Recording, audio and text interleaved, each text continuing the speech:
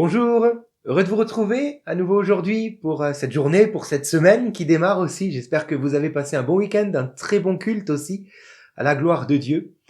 Que Dieu vous renouvelle et que son amour vous garde, que Dieu vous révèle chaque journée encore qu'il vous aime.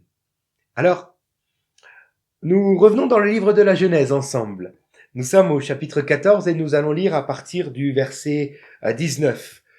On va lire un petit peu jusqu'au chapitre 15, verset 6. Il est écrit, donc Melchisédek, Abraham est revenu, il a libéré Lot de cette déportation par les 4 rois.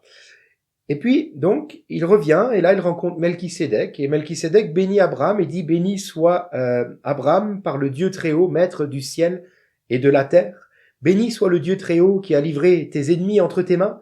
Et Abraham lui donna la dîme de tout.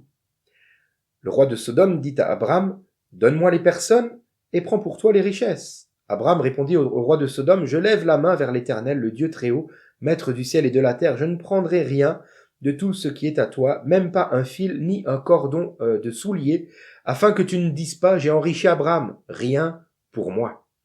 Seulement, ce qu'ont mangé les jeunes gens et la part des hommes qui ont marché avec moi, donc à la guerre, Aner, Échol et Mamré, eux, ils prendront leur part.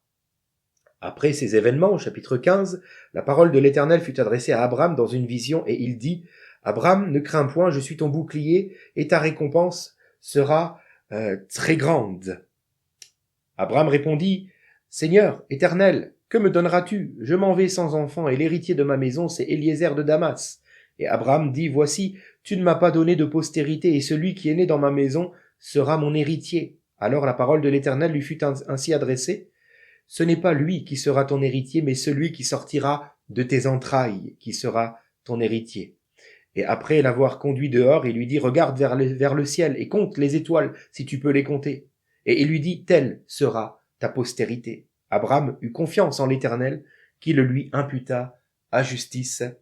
Amen. Alors, j'aimerais parler aujourd'hui à celles et ceux qui sont dans l'attente de l'accomplissement des promesses de Dieu pour leur vie. Car oui, Dieu a des promesses pour ses enfants, pour les siens. Dieu parle et Dieu nous montre non seulement les projets qu'il a pour nos vies, mais aussi quelles sont ses promesses dont nous devons hériter dans notre vie. Peut-être y a-t-il des gens qui aujourd'hui n'ont pas d'enfants comme Abraham et qui sont dans l'attente, car Dieu leur a promis. Peut-être est-ce dans d'autres domaines que Dieu vous a vraiment donné une parole et vous vous attendez à ce que Dieu agisse. Mais le temps passe. Et peut-être comme Abraham, on le ressent dans ce qu'il dit. Seigneur, je m'en vais sans enfant, tu ne m'as donné aucun descendant. Alors que Dieu lui avait déjà promis bien avant. Peut-être que, comme Abraham, plusieurs se disent, mais le temps passe et rien ne vient. Comment hériter des promesses divines? Nous en parlons aujourd'hui et demain. En ce qui nous concerne aujourd'hui, j'aimerais dire il nous faut avoir le regard qu'avait Abraham, un regard de foi. Et un regard de foi doit finalement changer notre façon de voir les circonstances de nos vies.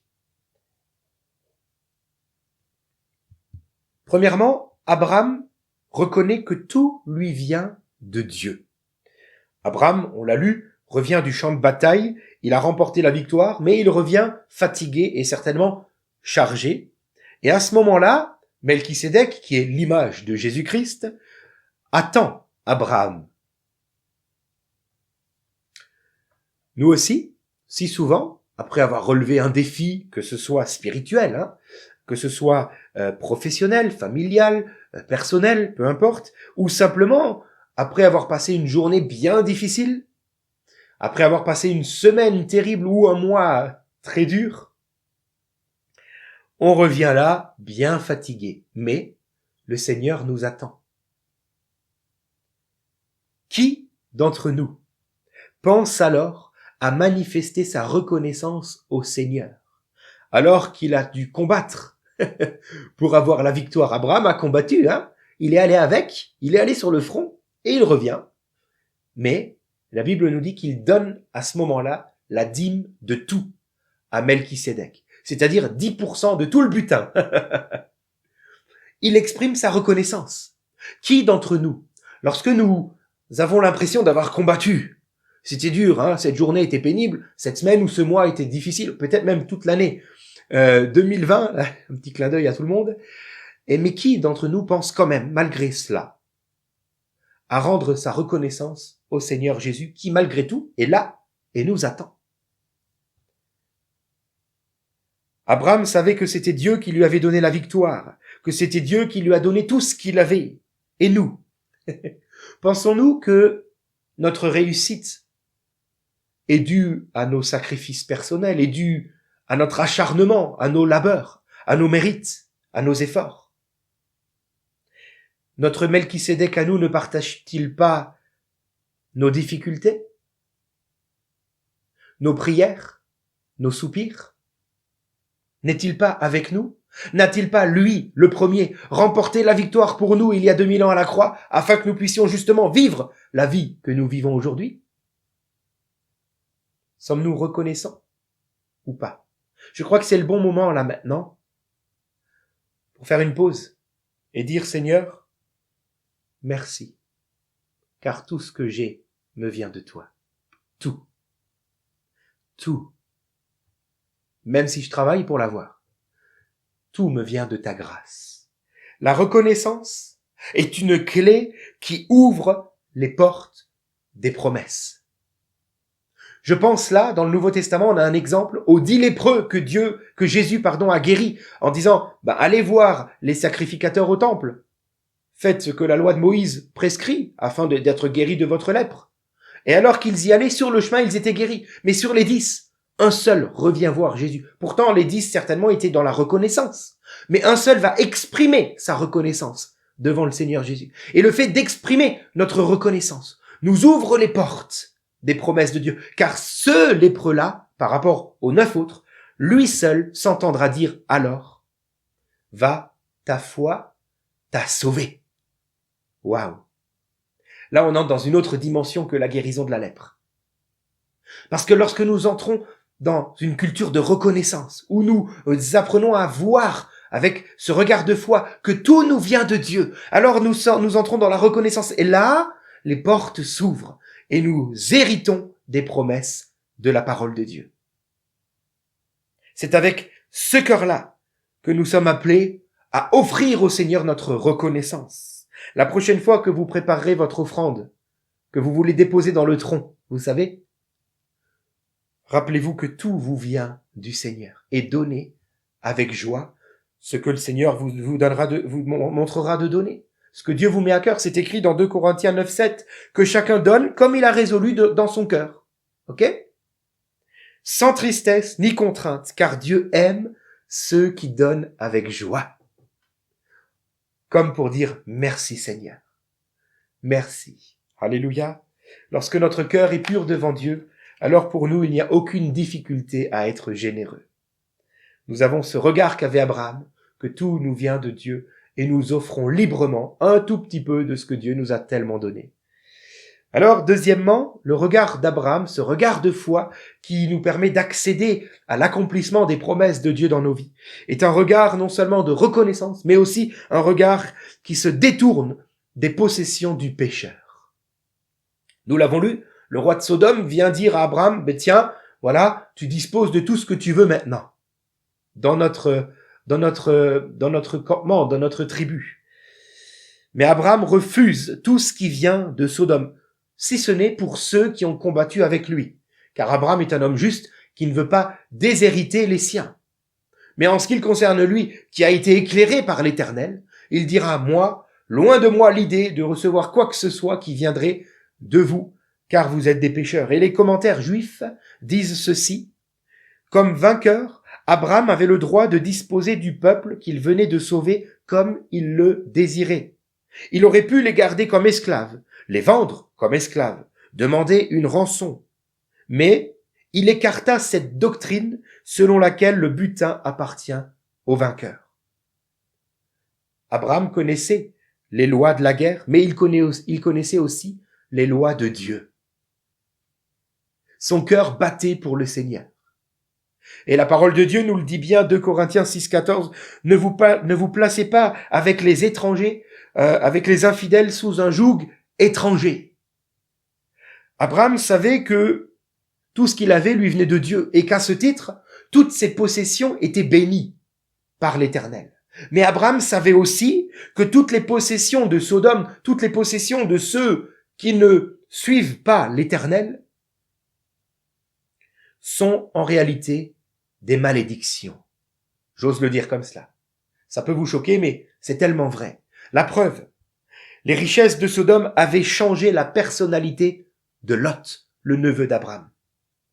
Qu'est-ce qui me fait vous dire ça? La suite du récit. On y viendra. On y viendra. Avez-vous remarqué que la richesse gagnée sans Dieu dans le monde des pécheurs engendre finalement le mal et vient changer nos cœurs, notre personnalité? Combien de personnes deviennent laides, deviennent des gens trompeurs, froids, déloyaux, car ils se sont enrichis loin du regard de l'Éternel. Oh, Abraham était aussi un homme riche. Dieu n'a rien contre les possessions, les richesses, mais à condition que cela soit fait sous le regard de la foi. Sans compromis. Un petit clin d'œil pour certains chrétiens qui travaillent au black. Pour certains chrétiens qui préfèrent travailler plutôt que de venir à l'église. Afin d'hériter de ce que Sodome ne pourrait nous donner, de ce qu'un homme ne peut nous donner, de ce que le fruit de notre travail ne peut nous donner, afin d'hériter de ce que Dieu seul peut nous donner.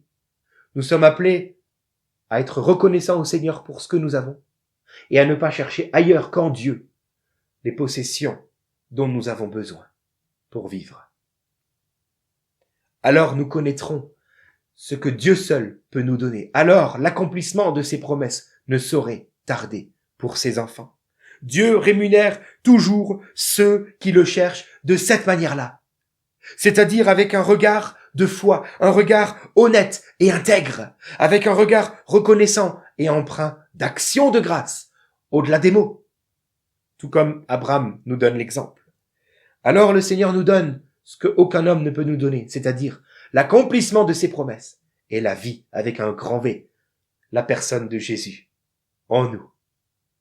Et là, aucune autre possession de ce monde ne saurait être comparable à celle-ci, n'est-ce pas? L'accomplissement des promesses de Dieu passe donc par là. Soyons reconnaissants pour ce que Dieu nous donne et sachons ne pas entrer dans le compromis pour vouloir chercher plus. Gloire à Dieu, le Seigneur bénit et honore de telles personnes lorsqu'il voit une telle foi dans le cœur de ses enfants. Seigneur, merci parce que ce que tu dis t'a mal accompli. Lorsque tu promets, Seigneur, même si la promesse tarde, nous dit ta parole, attends-la, car elle s'accomplira, et elle s'accomplira certainement. Mais c'est une attente de foi dont nous avons besoin. Donne-nous le regard juste, comme Abraham, un regard empreint de foi, que nous puissions discerner que tout ce que nous avons nous vient de toi, sans vouloir dire, mais maintenant j'attends que ta promesse s'accomplisse, que déjà nous puissions rentrer dans la reconnaissance pour ce que nous avons déjà. Et ensuite, que au grand jamais, nous ne cherchions à recevoir de la main de quelqu'un d'autre ce que toi tu nous aurais promis. Merci Seigneur. Amen. Que Dieu vous bénisse. Et à demain.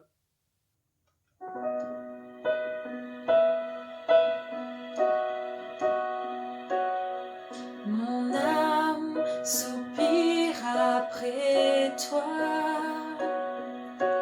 Parle, élève ta voix, je veux t'obéir.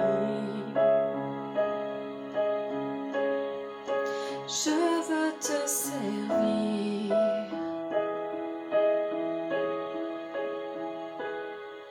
Enseigne-moi ton chemin. Prends ce qui me retient de te voir, Jésus.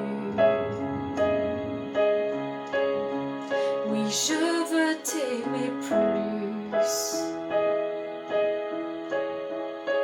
Car tu dis que ceux qui te cherchent te trouvent.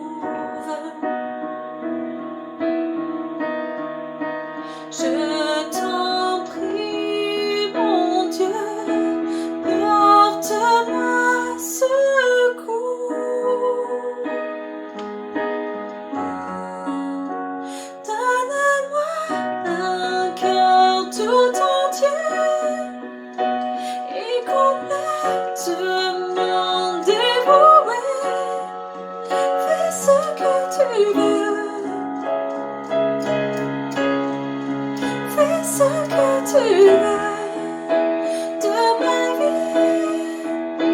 Je veux me donner corps et âme pour ce qui fait vibrer ton cœur.